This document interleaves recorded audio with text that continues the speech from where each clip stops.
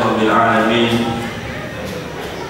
حمدا كثيرا طيبا مباركا فيه كما يحب ربنا ويرضاه. وأشهد أن لا إله إلا الله وحده لا شريك له، وأشهد أن محمدا عبده ورسوله لا نبي ولا رسول بعده.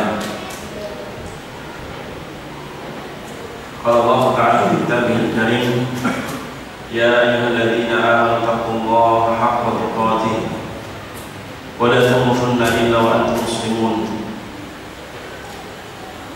يا أيها الناس اتقوا ربكم الذي خلقكم من نفس واحدة وخلق منها زوجها وبث منهما رجالا كثيرا ونساء واتقوا الله الذي تساءلون به والأرحام إن الله كان عليكم رقيبا. يا أيها الذين آمنوا اتقوا الله وقولوا قولا سديدا يصلح لكم أعمالكم ويغفر لكم ذنوبكم ومن يطع الله ورسوله فقد فاز فوزا عظيما.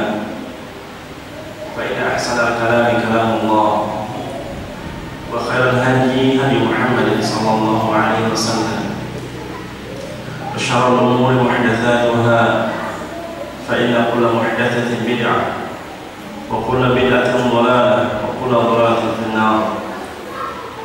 اللهم صل وسلم وبارك على المصطفى رحمة المهدى نبينا محمد صلى الله عليه وآله وسلم. Jemaah Masjid Thaibah, semoga Allah Subhanahu wa taala menjadikan duduknya kita dihitung pahala Allah Subhanahu wa taala di antara da'wus salihin minas sahabah wa tabi'in, di antara kebiasaan orang-orang saleh dari kalangan sahabat Nabi ataupun para tabi'in dalam berbagai athar yang diriwayatkan oleh para ulama hadis. Banyak di antara mereka yang menjadi ciri khas mereka, hayya bina najlis nu'min sa'a, hayya bina najlis nu'min as-sa'a. Mari kita duduk sejenak, mari kita duduk sejenak untuk menambah keimanan kepada Allah Subhanahu wa taala, untuk menambah keimanan kepada Allah Subhanahu wa taala. Dan sebenarnya kebiasaan seperti ini jauh-jauh hari sudah dicontoh oleh Nabi kita Muhammad SAW. Nabi kita Muhammad SAW, beliau sebagai qudwah hasanah, suri tauladan yang baik bagi umatnya. Beliau selalu mengingatkan kepada para sahabatnya tentang pentingnya menjaga keimanan kepada Allah Subhanahu wa taala, tentang pentingnya menambah keimanan kepada Allah Subhanahu wa taala. Dan di antara bentuk penjagaan keimanan seorang mukmin kepada Allah Subhanahu wa taala adalah dengan mengingatkan saudara yang lain untuk menjaga keimanan tersebut. Karena hidup beriman itu berkelompok. Sebagaimana orang kufar pun mereka hidup berkelompok. Dan kelak di hari kiamat pun orang-orang yang akan masuk surga berkelompok, sebagaimana orang-orang yang akan masuk neraka pun berkelompok. Makanya pentingnya at-tanasuh, saling menasihati untuk menambah keimanan kepada Allah Subhanahu wa taala. Yang itu sebenarnya sudah dijelaskan oleh Allah dalam surah Al-Asr, wal 'asri innal insana lafi khusr illal ladzina amanu wa 'amilus shalihat wa tawassaw bil haqq wa tawassaw bis sabr. Maka Imam Syafi'i mengatakan, "Law ma anzalallahu hujjatan lil illa hadhihi al-ayah lakafathum. Sekiranya Allah tidak menurunkan hujahnya, dalilnya kepada seluruh makhluk melainkan surah ini, yaitu surah Al-Asr, maka ini pun sudah cukup. Maksudnya ayat surah Al-Asr sudah cukup untuk menjadi pedoman manhaj hidup seorang mukmin, bukan permasalahan fikih. Kalau permasalahan fikih tidak cukup kalau hanya sudah surah Al-Asr. Tetapi yang dimaksud Imam Syafi'i adalah manhaj hidup seorang mukmin itu digambarkan oleh Allah dalam surah Al-Asr yang menjadi 4 poin penting, 4 kelompok penting, yaitu ilal ladzina amanu wa 'amilus shalihat wa tawassaw bil haqqi wa tawassaw bis sabr. Maka dalam pentingnya perkara menjaga keimanan seperti ini, sampai-sampai para sahabat Nabi SAW mereka sering meminta nasihat kepada Nabi kita Muhammad SAW dalam setiap keadaan, baik secara individu maupun kelompok.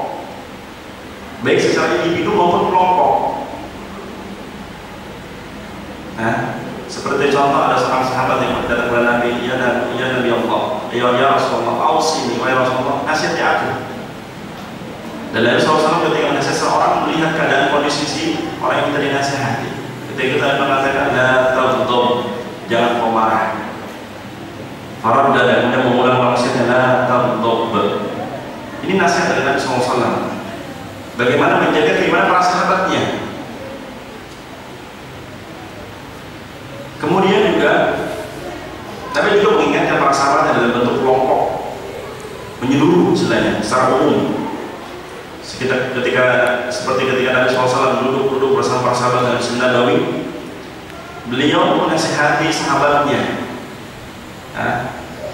yang sehingga Nabi mengatakan, ya ashabi, law kuntum ta'lamuna ma a'lam la bakaitum katsiran wa la dhahiktum qalilan. Wahai para sahabatku, sekiranya kalian tahu apa yang aku tahu, niscaya kalian akan lebih banyak menangis ketimbang tertawa. Niscaya kalian lebih akan banyak menangis ketimbang tertawa. Jemaah yang Allah Subhanahu wa Ta'ala, di antara akidah Ahlussunnah wal Jamaah yang perlu kita camkan, yang ini menjadi pembeda dari kelompok-kelompok sesat yang lainnya,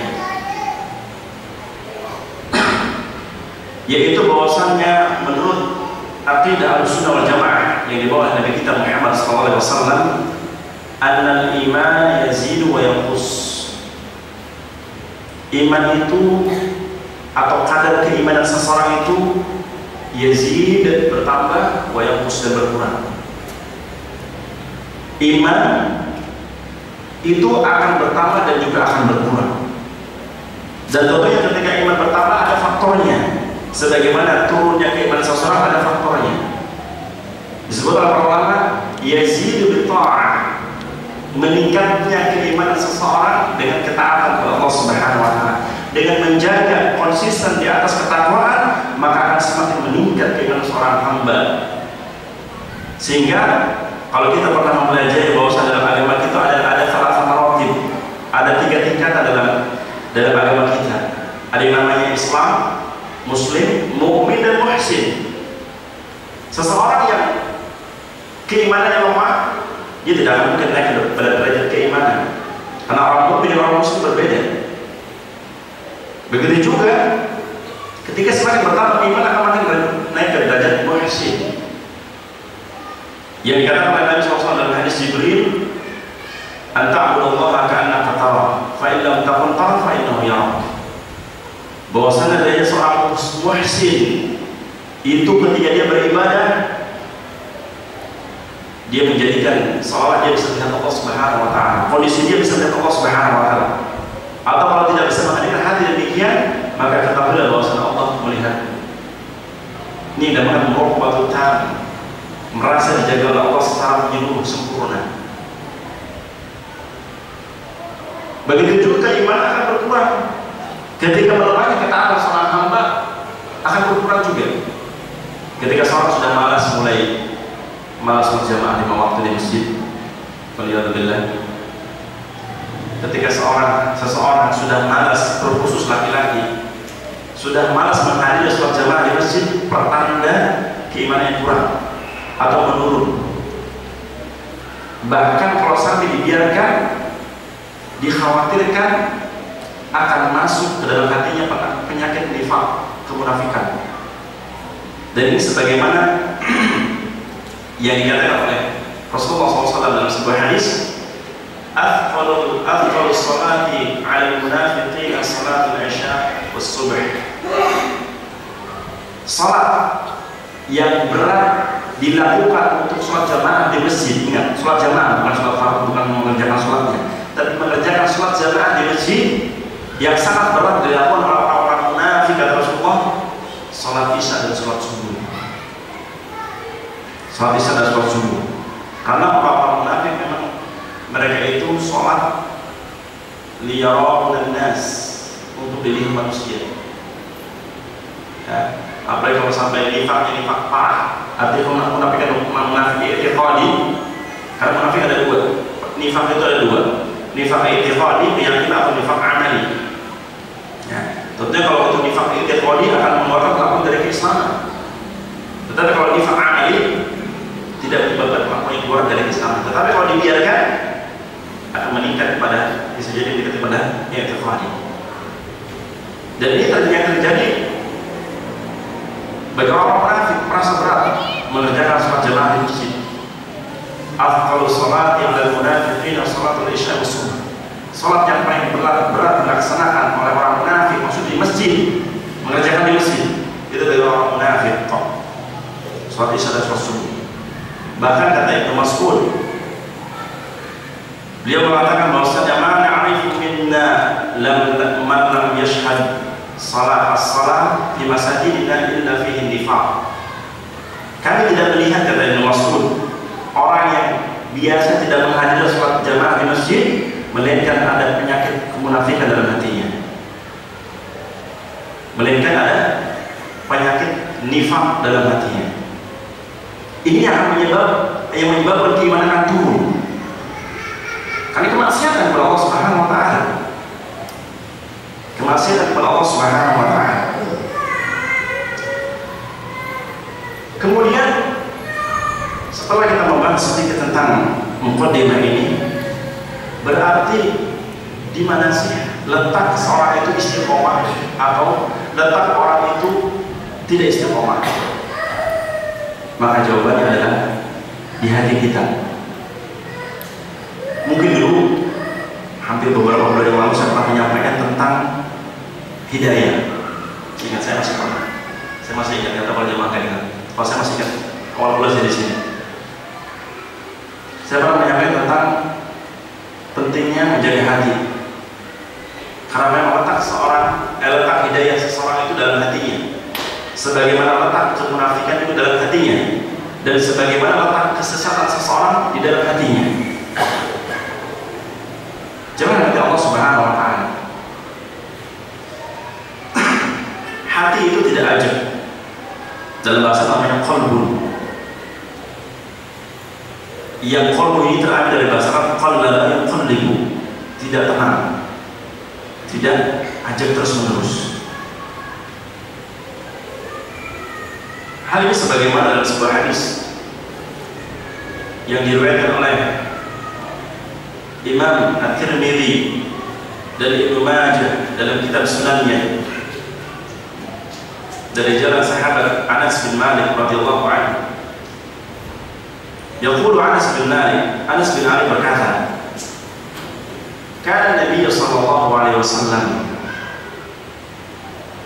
yakthuru min du'aihi ya muqallibal qulub tsabbit qulubana 'ala dinik.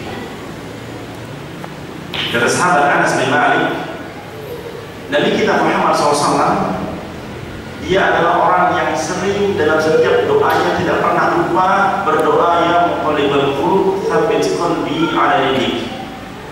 Nabi kita tidak pernah dalam sehari tidak berdoa, dalam arti tidak pernah meninggalkan doa ya muqallibal qulub tsabbit qalbi ala dinik. Ya Allah, Engkau lah yang membolak-balikkan hati, maka tetapkan hatiku di atas agamamu. Meminta istiqomah kepada Allah Subhanahu wa taala. Ini Nabi kita Muhammad SAW, qudwah hasanah.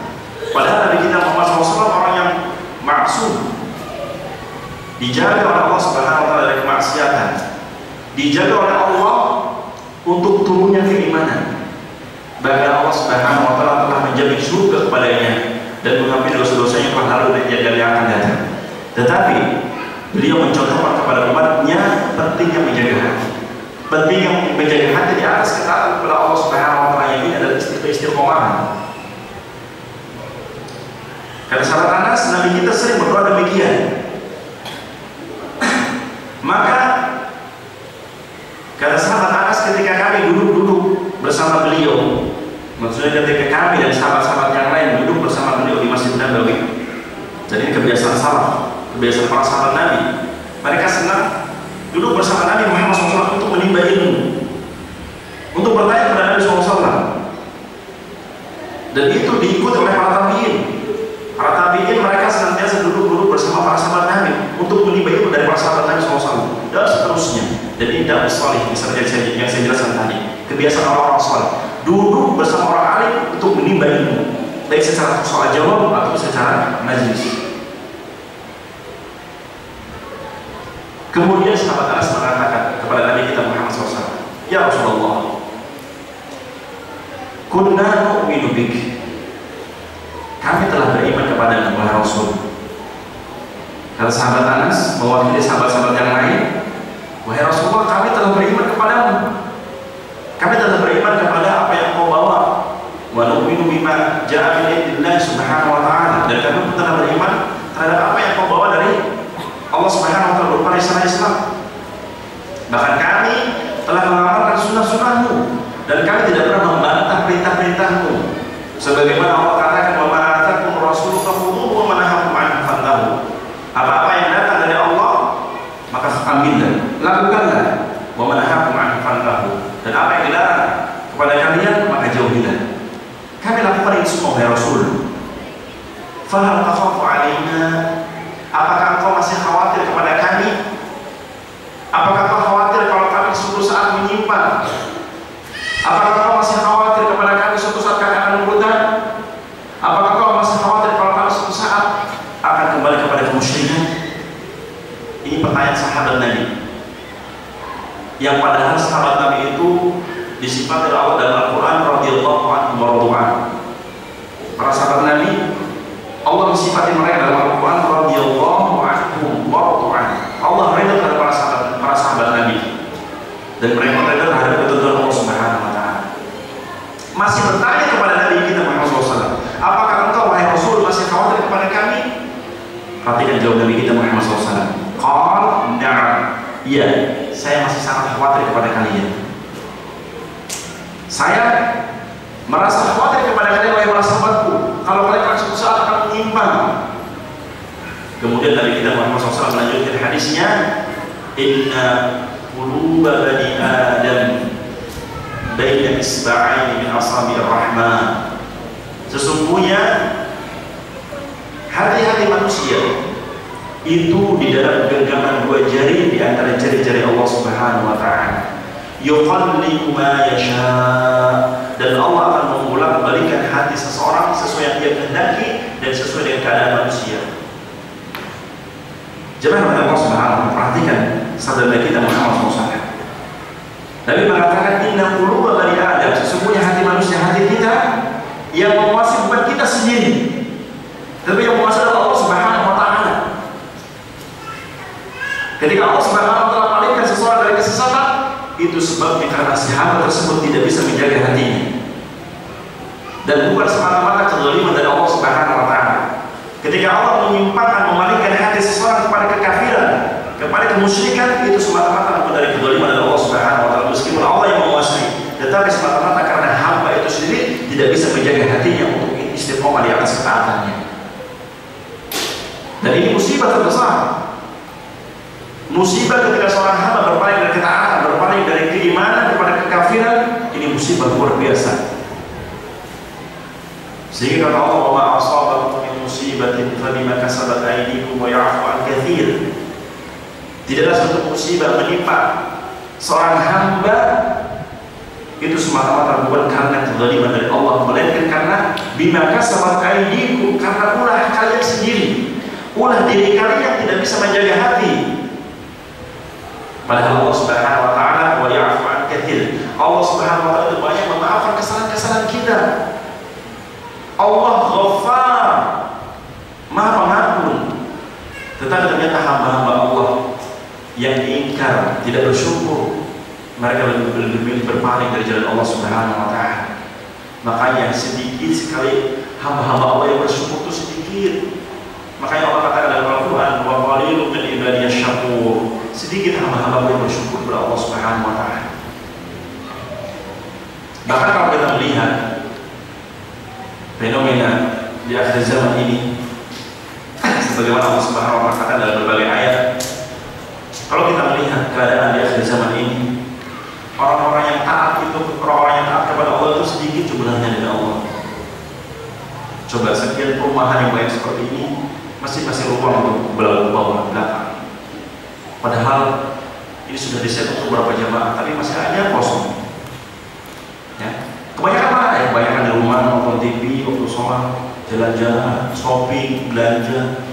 Sebagian tidak sholat, muslim dan muslim. Ya. Berarti banyak orang nifatnya. Zaman dulu saja Allah SAW mengatakan dalam Al-Quran, orang-orang ahli kitab itu minhumul mu'minuna wa aktsarumul fasiqun, kata Allah. Orang-orang ahli kitab, sedikit di antara mereka yang beriman terhadap risalah nubuwah Nabi kita Muhammad SAW. Bahkan wa aktsarumul fasiqun, tetapi kebanyakan dari mereka itu fasik kok, kafir. Makanya sekarang kalau kita melihat umat muslim yang notabene kaum muslimin, terlebih di negeri kita yang mayoritas, berapa sih orang yang menjaga sholat 5 waktu bagi laki-lakinya di masjid? Sedikit, kebanyakan tidak. Orang-orang yang paling banyak ketimbang orang yang taat. Orang-orang yang menjaga ketaatan peletup sedikit ketimbang yang tidak menjaga.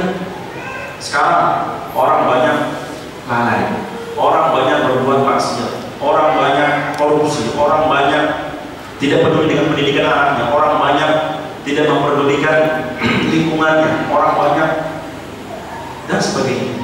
Sedikit orang yang beriman, sedikit yang memaafkan masjid, sedikit yang menjaga ketaatan, sedikit yang menghadiri pengajian Islam. Itulah yang disebutkan oleh Nabi, tuba lil ghuraba, berbagi orang-orang asing. Maksudnya bagaimana? Orang-orang kata Nabi, unasun salihun fi unasin su, itu orang-orang yang saleh hidup di lingkungan orang-orang yang rusak. Man yuti'uhu man ya'sihi aktsar mimman yuti'uhu.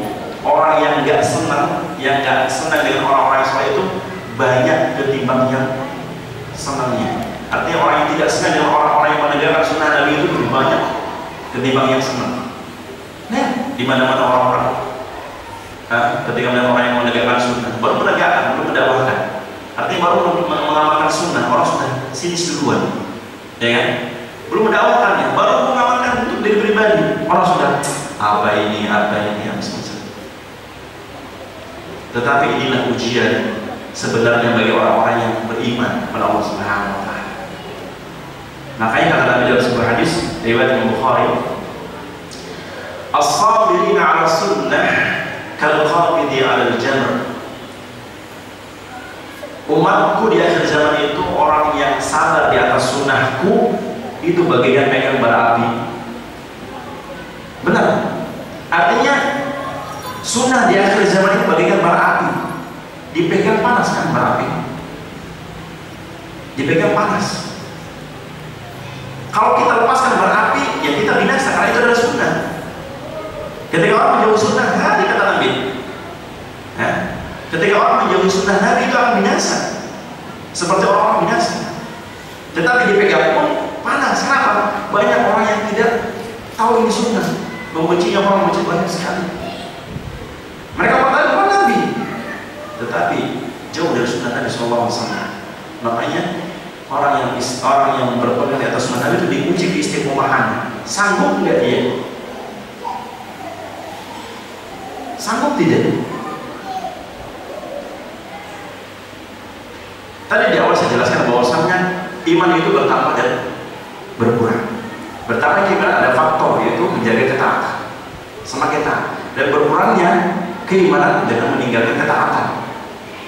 Maka orang bisa istiqomah pun ada faktornya, dan faktornya disebut dalam tadi.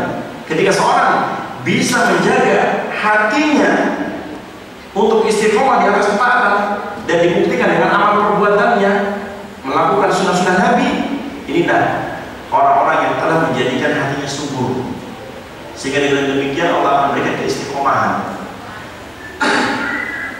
Makanya saya bilang, pusat orang istiqomah dan pusat orang menyimpang pada hatinya. Dalam sebuah hadis, Nabi kita Muhammad SAW pernah memberikan perumpamaan tentang hati kita, bahwasanya Nabi kita Muhammad SAW mengumpamakan hati kita bagaikan tanah. Di sini ada petani nggak?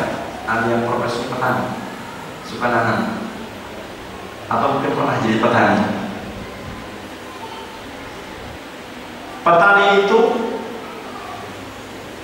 kalau pengen menanam sesuatu, kira-kira tanahnya itu supaya subur, itu caranya bagaimana? Bagaimana Pak? Mungkin ada yang pernah belajar ilmu pertanian. Gimana? Dicampur, terus apa lagi? Kasih pupuk, atau mungkin bagi orang kampung kasih letok sapi, kan diaduk sebagainya. Karena saya juga background petani, saya dari kecil nandur sama bapak saya. Artinya supaya tanah ini subur dan supaya kalau kita tanam sesuatu nggak sia-sia, tempat yang hendak kita tanam dan menanam sesuatu dibikin subur dulu, ya, dibikin gembur, sehingga kalau kita tanam sesuatu akan menjadikan subur bagi tanaman tersebut.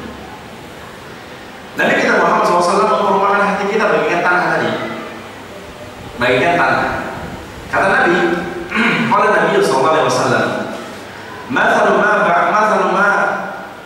ba'athani Allahu minal huda wal 'ilm, kamathali ghaithin asabat ardan."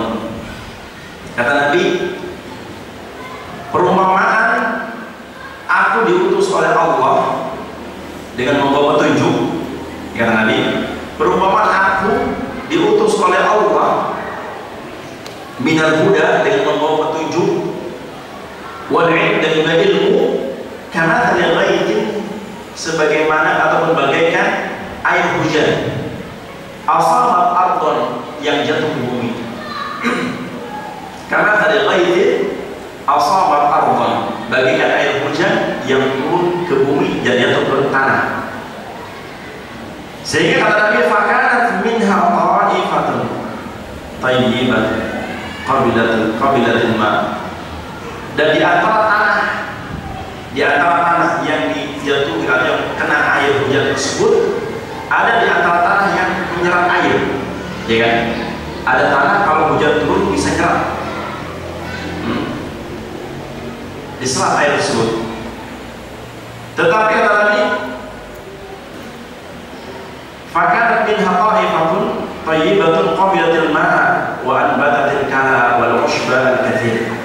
Jadi di antara tanah yang dengannya Allah turunkan air hujan dan jatuh ke tanah, kemudian tanah tersebut sebagian tanah tersebut ada yang qabilatil ma', menyerap air, gembur tanahnya, sehingga dengan tanah yang gembur tersebut wa ambatat al-kala, menumbuhkan rerumputan, wal ush, dan juga jenis-jenis rumput yang lain, atau juga tanaman-tanaman yang lain yang berbagai macam jenisnya.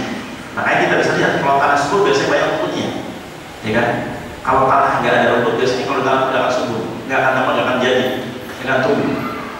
Ya, ini menunjukkan bahwa tanah yang subur akan menumbuhkan apa saja. Ya.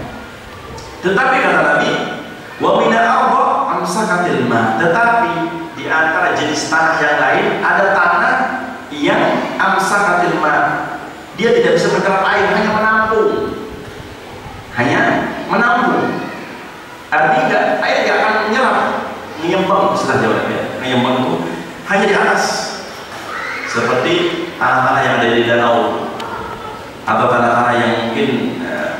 perjalanan itu tidak menyerap air. Ketika ada hujan turun sudah banjir biasanya. Nah, walaupun ini namanya qi'an, tetapi ada jenis tanah yang lain yaitu bagian qi'an licin. Ya, nggak nyerap, bahkan mungkin bisa membahayakan orang. Nah, jauh kepada Allah Subhanahu wa Ta'ala. Dalam hadis ini Nabi memberikan perumpamaan, hati itu bagaikan tanah. Hati itu bagaikan tanah. Sehingga di awal hadis tersebut Nabi mengatakan, "Mathalu ma ba'atsani Allahu minal huda wal 'ilm." Perumpamaan aku diutus dengan membawa hidayah dan ilmu. Itu bagaikan air hujan yang turun ke bumi. Kalau para ulama mengatakan mengenai penjelasan hadis ini, mereka mengatakan al-maksud bil ghaidhi huwal ilmu. Yang dimaksud dengan ghaidh air hujan itu ilmu. Ilmu sunnah Nabi Muhammad SAW atau Al-Quran, karena Al-Quran adalah ilmu dari Allah Subhanahu wa Ta'ala. Sebagaimana perkataan Ibnu Mas'ud bahwasanya innamal ilmu ma qala Allah, qala Rasul, wa qala ashabun Nabi SAW. Ilmu itu apa yang dikatakan oleh Allah Subhanahu wa Ta'ala.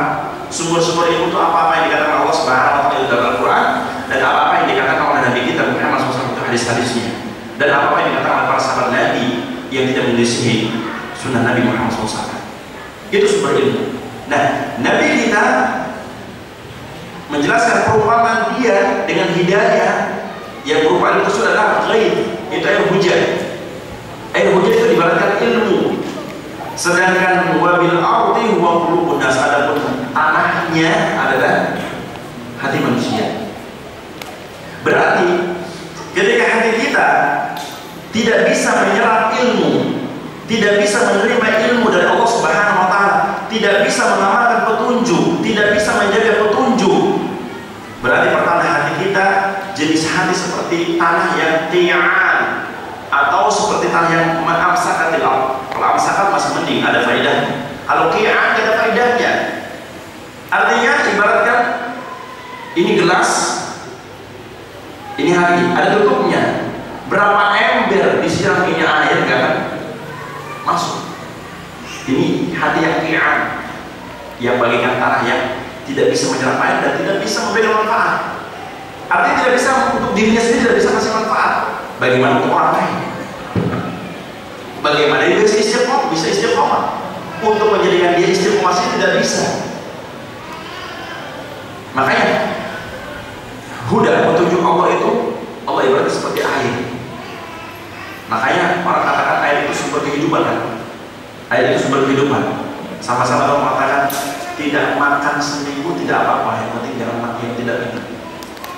Karena air itu sumber kehidupan. Makanya Nabi ibaratkan air itu adalah ilmu. Ilmu itu adalah air. Ilmu adalah air. Dan memang kita itu akan dari Allah Subhanahu wa Ta'ala.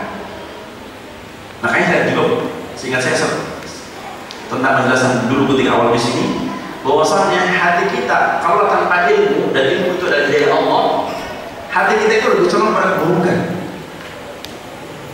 Hidayah itu adalah ilmu Allah. Dan ini sebagaimana Allah katakan dalam surah Yusuf, innan nafsa la'ammaratun bisu'. Jiwa kita, hati kita itu kalau tanpa hidayah Allah, dan hidayah itu adalah ilmu Allah, hati kita itu lebih condong pada keburukan. Coba, kalau kita ngikutin hati kita, kira-kira kepada kebaikan keburukan. Sudah, kayak malas saya sudah di rumah aja. Sudah kayak otak malas saya di rumah aja. Itu hati kita. Sudahlah. Saya ngaji pun saya nggak kayak kantuk-kantuk aja. Kalau ngaji kantuk. Sudah kalah duluan. Seharusnya orang yang cerdas itu, ketika dia kekurangan, mengambil kepada yang lebih baik. Saya harus bisa. Orang lain bisa, harus tidak bisa. Makanya bagaikan tanah. Jadilah hati yang bisa menyerap ilmu dan hidayah Allah Subhanahu wa Ta'ala. Jangan kata Allah Subhanahu wa Ta'ala. Kalau kita lihat tentang penjelasan pembahasan hati ini, banyak para ulama sama-sama mereka mengharap kitab tentang penjelasan hati dalam kitab yang cukup tebal seperti kitab kitab Ibnu Qayyim al-Jauziyah. Beliau termasuk pakar hati. Pakar hati.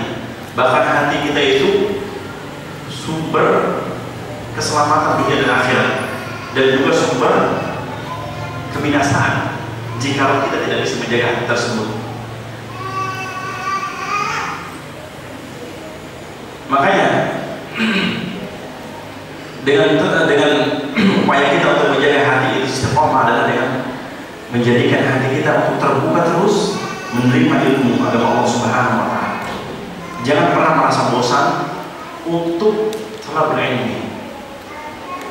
Demi Allah, sebagaimana sebenarnya tadi tentang hadis Imam Tirmidzi, bahwasanya hati kita tidak bisa tenang atau tidak bisa aceh, selalu berbolak dan berbalik.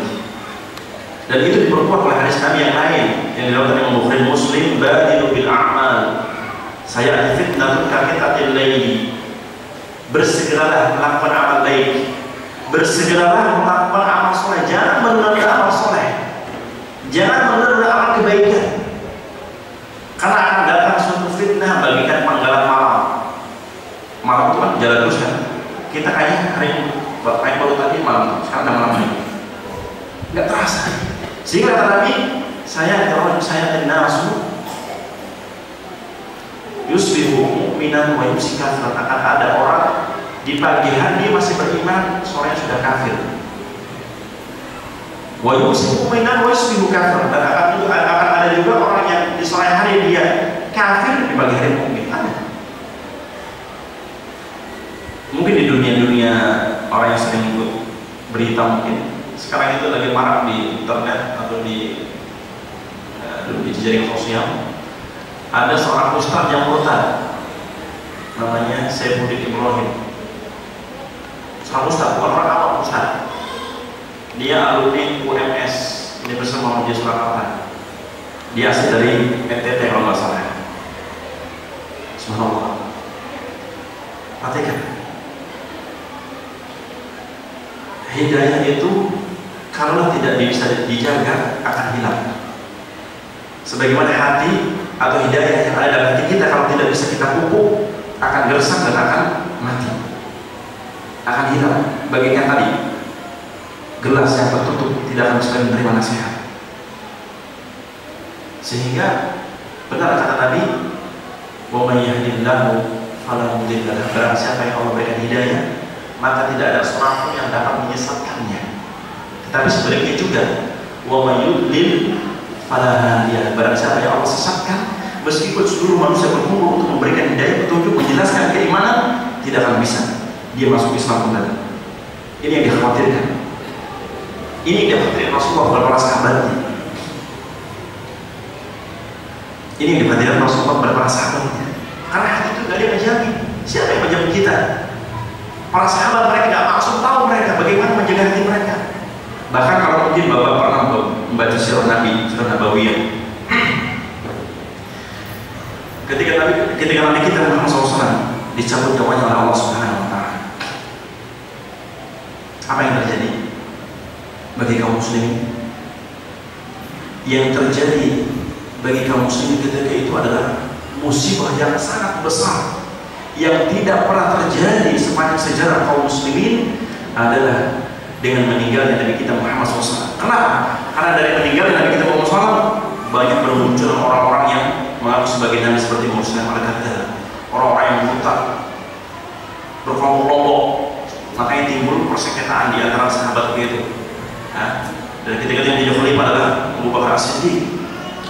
Sahabat-sahabat yang seperti Umar katanya, "Daku, biarkan mereka yang masih beriman meskipun tidak bayar zakat." Sehingga kata Abu Bakar, "Lan ufariqu man ufariqu baina salat wa zakat." Aku tidak akan membiarkan orang yang membedakan antara salat dan zakat. Artinya itu kewajiban wajib. Karena itu sumber malapetaka, orang akan berpaling dari kesesatan. Bagaimana semangat para sahabat untuk menjaga keimanan para sahabat yang baik? Bahkan ketika Nabi masih belum dikubur, baru meninggal, orang sudah gempar waktu di Madinah. Gempar semuanya, nggak percaya kalau suatu meninggal meninggal. Masa Rasul meninggal? Sahabat Nabi yang imannya wah bagaikan gunung Uhud. Ya Allah masih penting mereka radhiyallahu anhu, tetapi gempar ketika Nabi meninggal dunia. Goyah iman mereka. Sehingga tampil Abu Bakar Siddiq untuk menyelamatkan akidah kaum muslimin, tampil di podium di mimbar dengan mengatakan ya ayuhan nas, wahai manusia. Bahkan sebelum Abu Bakar Siddiq naik mimbar, sampai Umar bin Khattab radhiyallahu anhu, sampai Umar bin Khattab radhiyallahu anhu enggak percaya juga. Saya mengatakan man yaqulu anna Muhammad qad mat saat ini bunuh bisayf. Barang siapa yang mengatakan Muhammad telah meninggal, penggal lehernya. Ini Umar bin Khattab. Sesungguhnya Nabi kita tidak meninggal, tetapi Nabi kita pergi sebentar selama 40 hari sebagaimana Nabi Musa meninggalkan kaumnya dan akan kembali. Dia Umar bin Khattab. Tetapi tampillah Abu Bakar Siddiq yang mengatakan ya ayuhan nas, wahai manusia, isma'u wa'u, dengarkan dan perhatikan sesama. Bagaimana? Perhatikan. Bagaimana rasa semangatnya Abu Bakar Siddiq untuk menyelamatkan akidah kaum muslimin. Sampai mengatakan ya ayuhan nas, man ya'budullaha man ya'budu Muhammadan fa inna Muhammadan qad mat. Wahai manusia, barang siapa di antara kalian yang menyembah Muhammad, sesungguhnya Muhammad telah meninggal dunia. Sesungguhnya Muhammad telah dicabut nyawanya oleh Allah Subhanahu wa taala. Wa man ya'budullaha fa innallaha hayyun la yamut. Tetapi barang siapa yang menyembah Allah, sesungguhnya Allah Maha hidup dan tidak pernah mati. Sebagai mereka tersadar dalam membacakan ayat, di antaranya adalah tilka ummatun qad khalat, bahwasanya inna kama itu wa inna lama itu, sesungguhnya engkau Rasul meninggal sebagaimana Rasulullah dahulu meninggal dunia. Jangan kata Allah Subhanahu wa taala. Lihat bagaimana contoh dari para sahabat mereka menjaga kaum muslimin dari pemberontakan, dari penyimpangan terhadap agamanya. Makanya tadi di antara ciri khas orang mukmin adalah tidak rela atau tidak berbangga kalau ada orang murtad. Doakan, khawatir. Kenapa? Karena memang hati dia dari hati orang lain tidak menjaga. Bahkan bisa jadi ketika seorang merasa bangga dengan kekafiran orang lain, maka Allah kembalikan bisa jadi.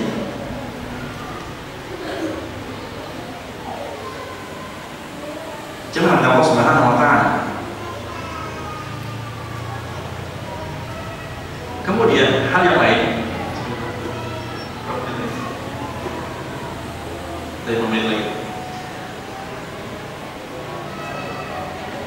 bahwasanya di antara sarana untuk menjaga hati kita untuk istiqomah selain tadi menjaga ketaatan kepada Allah Subhanahu wa taala, yang kedua adalah dengan menambah atau menambahkan ilmu kepada diri kita, karena hidayah adalah ilmu Allah Subhanahu wa taala. Dan ketiga, antusias menjaga saudara mukmin yang lain untuk jangan sampai berpaling dari ketaatan. Kemudian yang keempat, di antara sarana atau faktor supaya hati kita istiqomah di atas ketaatan Allah Subhanahu wa taala,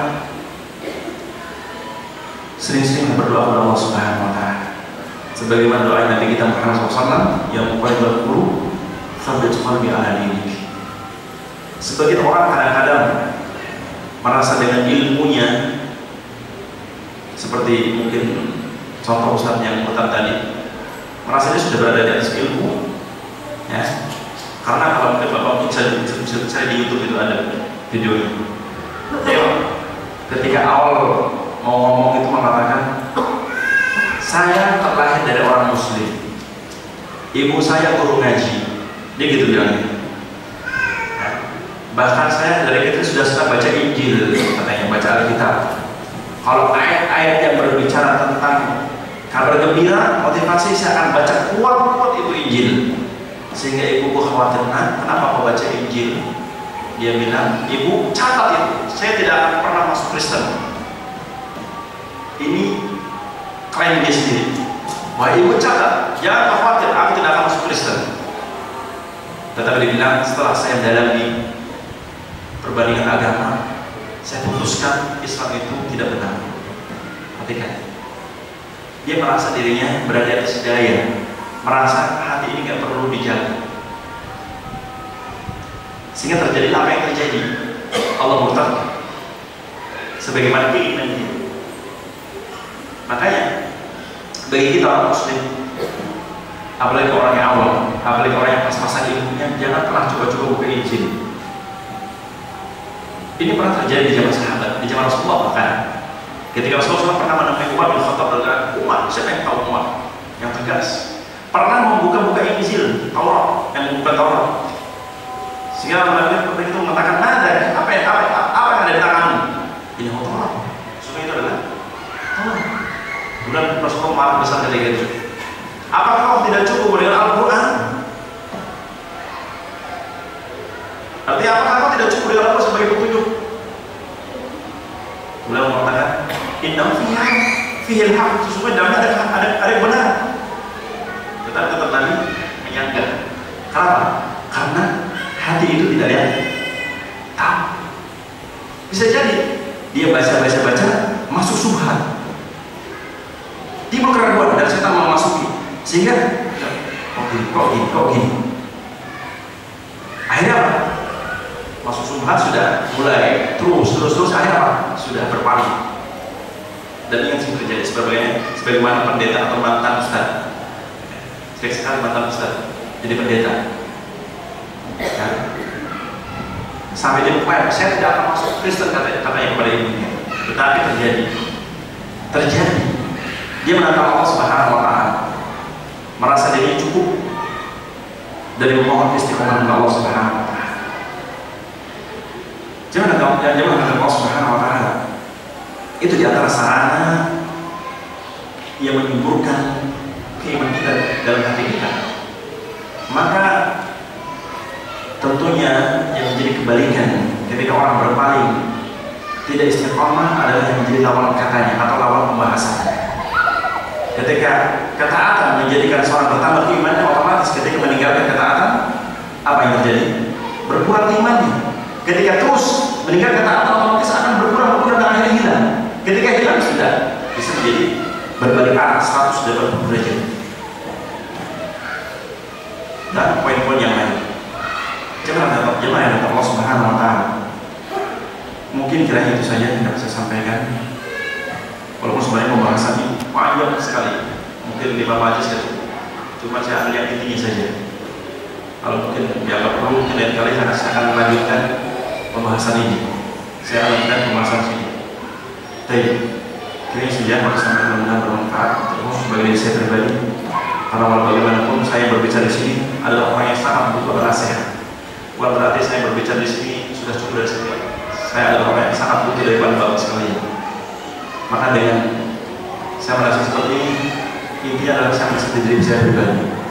Dan semoga Allah Subhanahu wa Ta'ala jadikan saya pribadi dan jemaah sekalian, baik bapak, ibu, semuanya Allah berikan istiqomahan. Dan Allah jadikan kita mati di atas akidah yang hak, yaitu Islam. Dan semoga Allah Subhanahu wa Ta'ala kumpulkan kita di surga sebagaimana kita berkumpul di hari ini. Subhanallah wa bihamdihi, asyhadu an la ilaha illa anta, astaghfiruka wa atubu ilaik. Wassalamualaikum warahmatullahi wabarakatuh.